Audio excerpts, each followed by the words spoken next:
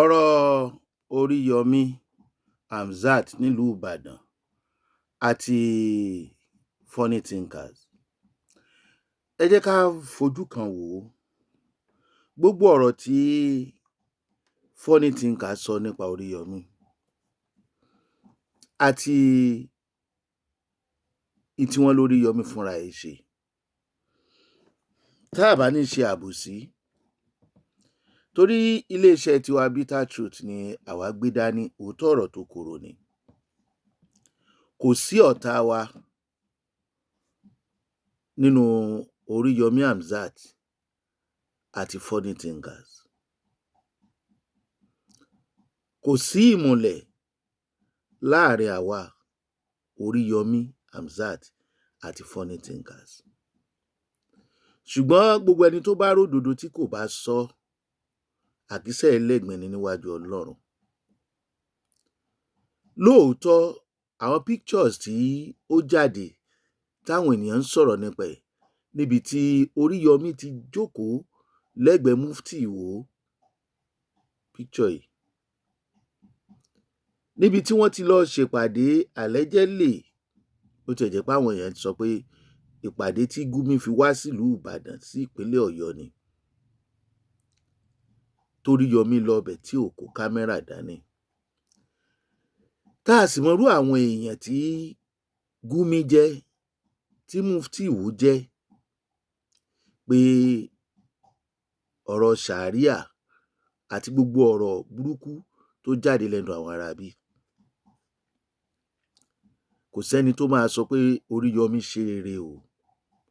Kì í ṣe àwọn Kìrìsìtẹ́nì nìkan o, àwọn Mùsùlùmí míì náà sọ wípé ó ti wá jẹ́ lásìkò yìí pẹ̀lú àwọn agbésùnmọ̀mí, kí l'Oriyomi ń ṣe ń bẹ̀. Lóòótọ́ ni, kí ló dé tóun fúnra ẹ̀ ò gbé nǹkan tó lọ ṣe ń bẹ̀ jáde, tó wá jẹ́ wípé àwọn èèyàn ní wá fídíò yẹn kàn? Kí ló dé tóun gan ọ̀yá? Kí ló dé tí ò sọ pé òun wà láàrin wọn? Lóòótọ́ làwọn èèyàn rí Oriyomi gẹ́gẹ́ bí alákatakítí nípa àwọn ọ̀rọ̀ tó ń tẹnu ẹ̀ jáde, tí wọn ò nírètí irú ẹ̀ lẹ́nu ẹni tó fẹ́ ṣe gómìnà ìpínlẹ̀ kan. Eléyìí tó ń fi ń yé wọn wípé yóò gbé ẹ̀sìn lérí tó bá di gómìnà, tọ́pọ̀lọpọ̀ ń sọ nìyẹn. Ṣùgbọ́n funny thinkers jáde, ẹ jẹ́ á gbọ́ díẹ̀ nínú àwọn nǹkan tó sọ. You are a agbésùnmọ̀mí sympathizer, but ó fẹ́ jẹ́ kí ayé ọmọ irú èèyàn tí ó jẹ́ gangan. And what is the point? Nígbà tí èèyàn bá mọ̀ wípé ntí mo jẹ́ yìí ò kìí ṣe nǹkan tí inú ayé lè dùn sí, why don't you just change? Why don't you just change and live a better life for yourself instead of supporting àwọn tí ń pa ayé lẹ́kún? Ẹlòmíì ti di aláìlọ́kọmọ, ẹlòmíì ti di aláìlẹ́bí, ẹlòmíì ti di aláìlára, ẹlòmíì ti di aláìníyà, ẹlòmíì ti di aláìní bàbá lórí ọ̀rọ̀ ìgbésùnmọ̀mí apá òkè ọ̀yà iná ni. Sọ wá ẹgbẹ́ jẹ́ pé irú èèyàn yẹn ló máa wá sí ilẹ̀ tọ̀dọ̀ tí wá ń bí tí a wà bá irú tiẹ̀ nínú irú ìpàdé yẹn. Ó yẹ kó rí bẹ́ẹ̀, ṣùgbọ́n kò jọ mí lójú ṣá. Àwọn àgbà ti sọ pé ẹni agbójú òkùnrin lọ́pọ̀ ọ̀gbá lè má jẹ ní àgbà. So I'm not really surprised. But ojúṣe tiwa kàn ní láti rí dájú pé àwọn tí wọn ò lè dá inú rò tọ́jú pé ìlànà ibi ìrònú rè máa rè ni wọ́n fi ń lò sẹ́ni ayé, ìlànà gọ́gọ́gọ́ bíi ìtàgùntàn. A gbọ́dọ̀ máa ṣe sensitization fún wọn, ká máa là wọ́n lọ́yẹ̀, ká máa ṣe àyẹ̀wò ọpọlọ fún wọn pé ibi tẹ́ ń lọ yìí ò kìí ṣe ibi tó lè pé yín o, kìí ṣe bí ó lè pé yín o. Though you are not a threat, ẹ̀rí pé mo tẹnu mọ́, you are not a threat, you are not a threat. Ipò kẹ́ni gan ò sí nílẹ̀, ipò kánú gan ò sí nílẹ̀, you are not a threat, you are not a threat. That's just the fact. You are not a threat to anybody in this state. You are not a threat. Ṣùgbọ́n despite that náà, yí padà, stop being an apologist to àwọn tí ń pa ayé lẹ́kún. Stop being an apologist to àwọn tó ń pa ayé lẹ́kún. Stop being, what do you stand to gain in that? What do you stand to gain in ọ̀pọ̀ títú ẹ̀mí wọn lórí ọ̀rọ̀ tá à ń sọ yìí? Thousands of people ti gbèkú jẹ́ lọ́wọ́ ẹbọra lórí ọ̀rọ̀ ìgbésùnmọ̀mí tí ń ṣẹlẹ̀ ní apá òkè ọ̀yà. So ó wá jẹ́ nǹkan tí ó yanilẹ́nu tó sì ń ṣe ní kàyéfì láti wá rí pé irú rẹ̀ tí ọ̀pọ̀ ń fi ojú ẹni rẹ̀ wò á wà lára àwọn tí yóò máa wà sympathetic sí irú course yẹn. It's very very bad. It's very very bad. Honestly, it is very very bad. It's very bad. It's very bad o.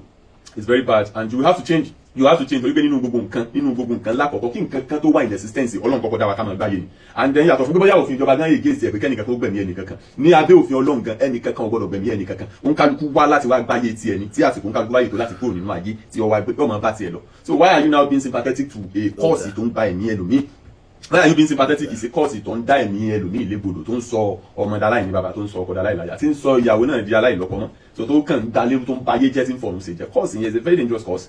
So ẹ máa ń láti yí padà. Àwa mọ ibi tí ẹ sá pamọ́ sí, àdẹ̀mọ ìgbésẹ̀ tẹ́ ń gbé, àmọ́ ìgbésẹ̀ tẹ́ ń gbé, àmọ́ irú èèyàn tẹ́ jẹ́ bí ọ̀pọ̀lọpọ̀ tí ẹ mọ̀. Through my investigation, àmọ́ irú èèyàn tẹ́ jẹ́, àwa mọ̀ ní dáadáa. àmọ́ yín dáadáa ṣùgbọ́n tí mo bá kọ̀ tí mi ò ṣerú fọ́nrán eléyìí tí mo ń ṣe lónìí ọ̀pọ̀ èèyàn ti fẹ́ máa rí bí ìgbà tó jẹ́ pé mo ní personal beef against ẹni táwọn wí ni no mo ń gbìyànjú àti save yín ni kì í ṣe nítorí òní yìí kì í ṣe nítorí eléyìí tí ń bẹ́ńlẹ̀ kì í ṣe nítorí ọ̀rọ̀ 2027 àbọ̀rọ̀ whatever no kì í ṣe torí ìyẹn torí ọjọ́ iwájú ni àbá yìí mọ̀ ìgbà tó mi ń pa ni bí ọtí irú àwọn èèyàn báyìí ṣe ẹni tí èèyàn máa fi sípò agbára kan àbí mi àwọn tó bá wà sympathetic sí course tó ń pa yín lẹ́kún àwọn tí wọ́n bá jẹ́ apologist sí ipò afẹ̀míṣòfò wọn kì í ṣe irú èèyàn tí èèyàn máa fún láàyè sí ipò agbára kan because the moment tí wọ́n bá ti dé ipò ọ̀hún òun ni wọ́n máa welcome àwọn èèyàn wọn tí wọ́n wulẹ̀ tí wọ́n ti wà sympathetic sí course wọn already ṣẹ́mọ̀ ẹ imagine kí ẹni tí ọjọ́ wípé inú rẹ̀ ń dùn sí ipò afẹ̀míṣòfò kó wá di ààrẹ tàbí kó wá di ipò ńlá kankan nìmú lórílẹ̀‐èdè ṣẹ́mọ̀ pé ṣe ni yóò invite àwọn tí wọ́n ń fi ẹ̀mí ṣòfò lórílẹ̀‐èdè àgbáyé pé kí wọ́n máa bọ̀ lórílẹ̀‐èdè wọn kò dẹ̀ ní pay àwọn tí wọ́n jẹ́ aráàlú nínú ìlú yẹn so I'm saying this for future reference mo ń sọ eléyìí fún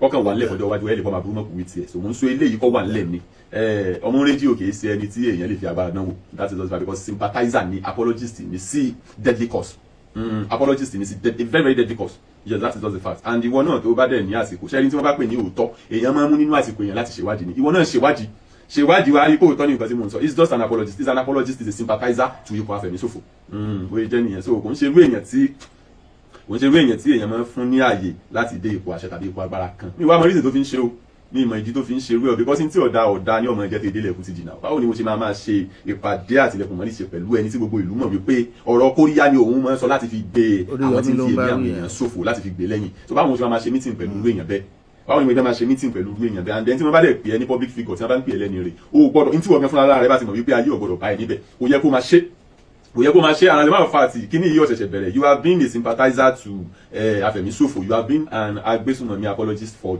years for donkey years but àwa kan ṣẹ̀ṣẹ̀ láǹfààní àti ṣèwádìí láti ṣe ìwújáde ẹni but anyways it will be much more advisable for you to change for your own good because whatever the case may be ayé ò ní nítorí yín parẹ́ ọlọ́run ò dá ayé nítorí yín ó dá ayé kí ọmọ èèyàn lè báyé ni kò dẹ̀ nítorí àwọn tí wọ́n jẹ́ ipò afẹ̀míṣòfò tàbí ẹ̀yin tẹ́ ẹ jẹ́ sympathizer wọn kó wá pa ayé rẹ̀ no so ẹ lọ yí padà ẹ change ẹ ní láti change o torí òní kọ́ torí ọ̀la ni o and then fún ẹ̀yin tí ẹ ń tẹ̀lé wọn náà tí ẹ ní ìròyìn tó jẹ́ pé gbogbo nǹkan ti yín ibi ìròyìn máa rí ní ìròrí tí yín kọ̀tayọ tí wọ́n bá sọ sí yín lẹ́nu pé kẹ́ ẹ sọ jáde ṣé bí kọ́ mọ́ bá àdìjà lọ́lọ́run ti dá lára ká ìfúnkálukú I'm not even talking about ọ̀rọ̀. ẹ wá gbọ́ ìtọ́pọ̀lọpọ̀ mọ̀ dúró lé lórí ni wípé ṣé mo fẹ́ gbèjà Oríyọmí ni àbí mo fẹ́ gbèjà funny thinkers ọ̀rọ̀ social media ó ti ń kúrò ní tí ò ṣẹlẹ̀ ká mọ́ ló ṣẹlẹ̀ ẹ̀rí leléyìí pé bóyá allegedly bóyá AI ni mi ò mọ̀ o ṣùgbọ́n eléyìí àwọn kan ní kì í ṣe AI wọ́n nínú fídíò náà ti screenshot fọ́tò yẹn jáde tó bá wá rí bẹ́ẹ̀ tó sì jẹ́ pé lóòótọ́ ni alàgbà Oríyọmí Hamzat ẹ̀yin fúnra yín ẹ rò ó tí èèyàn bá fẹ́ ṣe gómìnà nípínlẹ̀ Ọ̀yọ́ tí kì í ṣe ẹ̀yin tí kì í dẹ̀ ṣe ẹlẹ́sìn mùsùlùmí tí wọ́n bá nírú ipò tí wọ́n bá yín yẹn irú ètò wo lẹ máa ṣe fún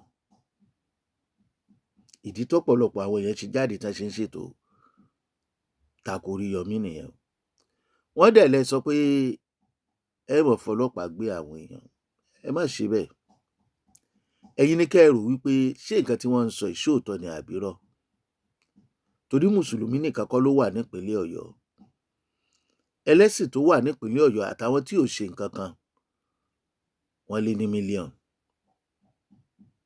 kì í ṣe gómìnà mùsùlùmí lẹ fẹ́ ṣe kò sí tó burú nínú kéèyàn ó ṣe ẹ̀sìn bó ṣe yẹ kó ṣe ṣùgbọ́n ohun tó burú jù ń bẹ ni pé ká má mọ nǹkan tó yẹ ká sọ àti ibi tó yẹ ká wà láwọn àsìkò kan. Now funny thinkers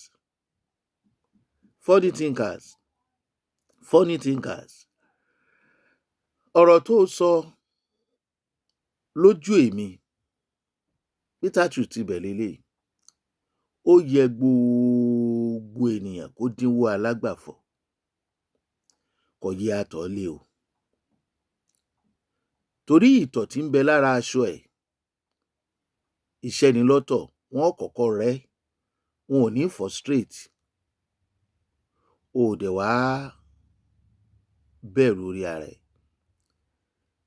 o lè jólóòtọ́ èèyàn ṣùgbọ́n kì í ṣe kó jẹ́ pẹ̀lú ẹni tó ti sáàfù rí, pẹ̀lú ẹni tó gbà ẹ́ nígbà ìṣòro.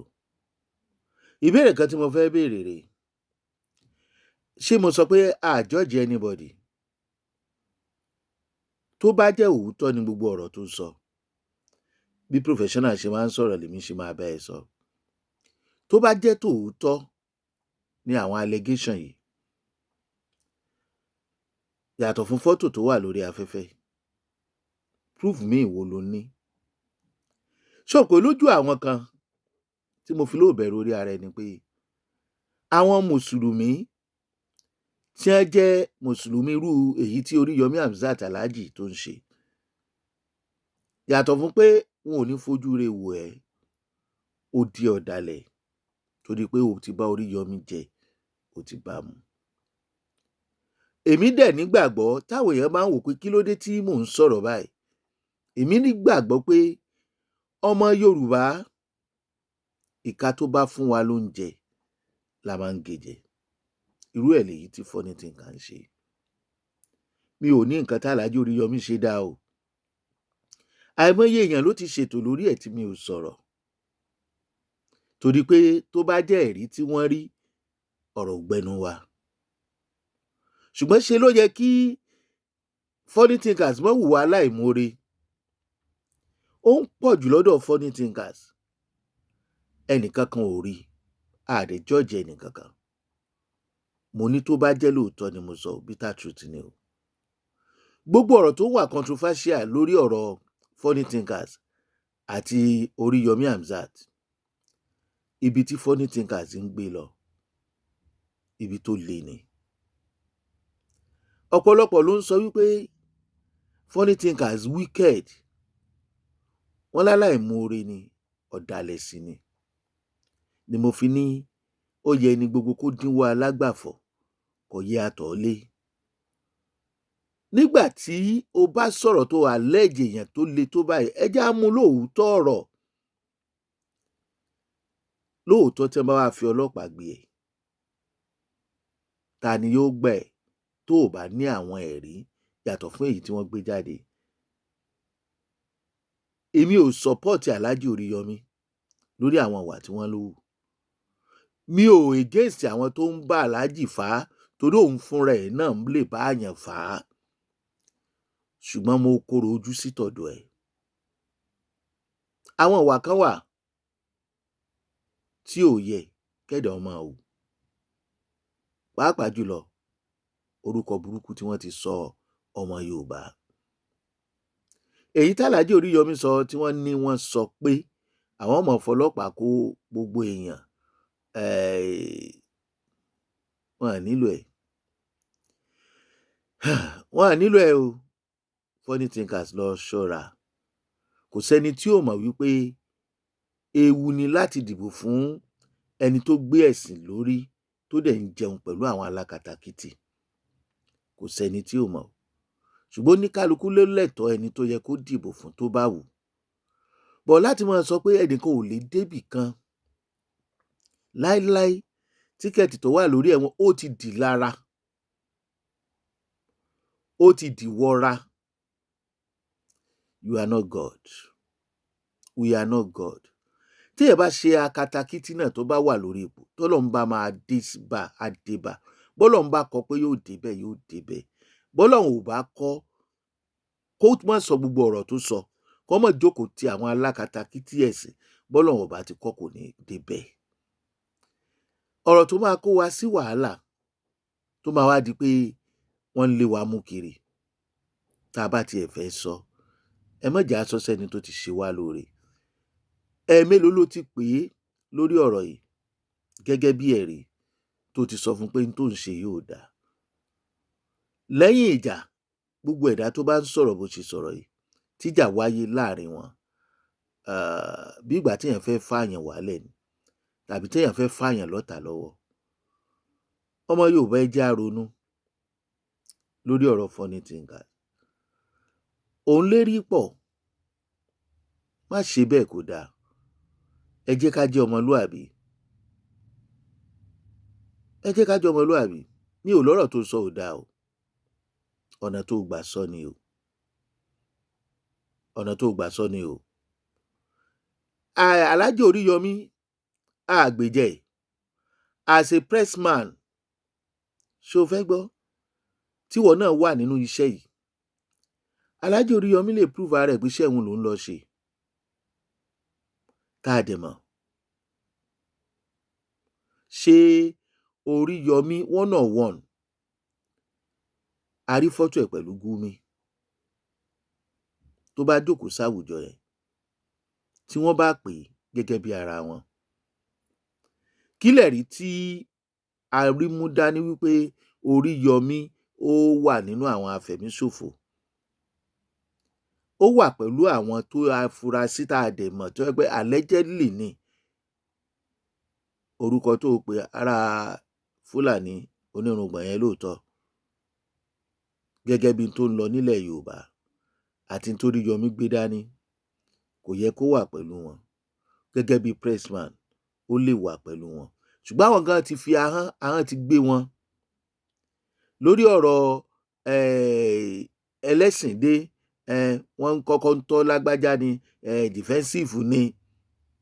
Eléyìí náà fi hàn wípé